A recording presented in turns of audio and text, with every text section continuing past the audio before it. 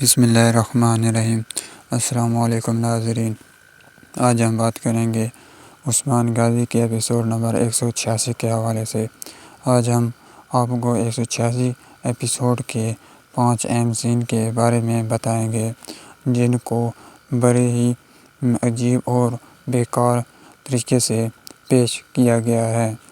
اور سب سے پہلے ہم آپ کو یہ بھی بتانے چلیں، جیسا کہ آپ صلاح الدین ایوبی میں دیکھتے ہیں کہ کسی بڑے کمانڈر کو مارنا ہو یا کوئی غدار کو پکڑنا ہو تو اچانک سے ایک ہی قسط میں وہ سب یہ کام کر دیتے ہیں۔ تو ایپیسوڈ نمبر 186 کی عثمان کی قسط میں بھی کچھ ایسا ہی ہوا ہے۔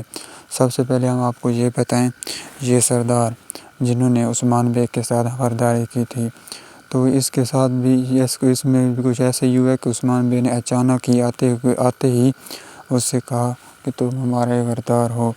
تو اس نے عثمان بیگ نے کوئی ثبوت وغیرہ کچھ بھی نہیں دکھایا گیا، بلکہ اچانک سے ہی اس کو مار دیا گیا ہے۔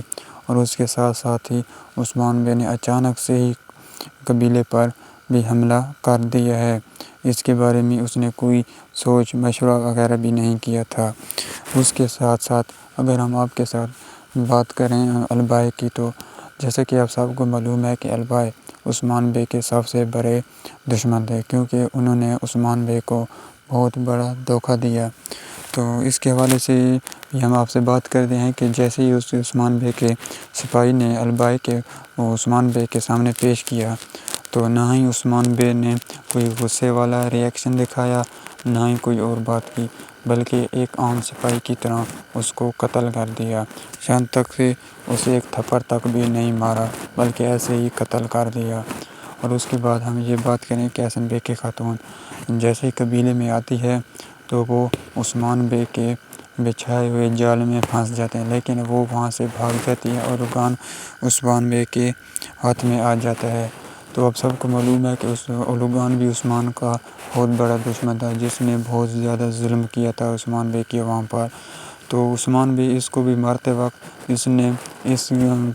وقت بھی کچھ غصے والی بات یا ایسا کوئی ری ایکشن نہیں دکھایا جو کہ عثمان بیگ کو دکھانا چاہیے تھا۔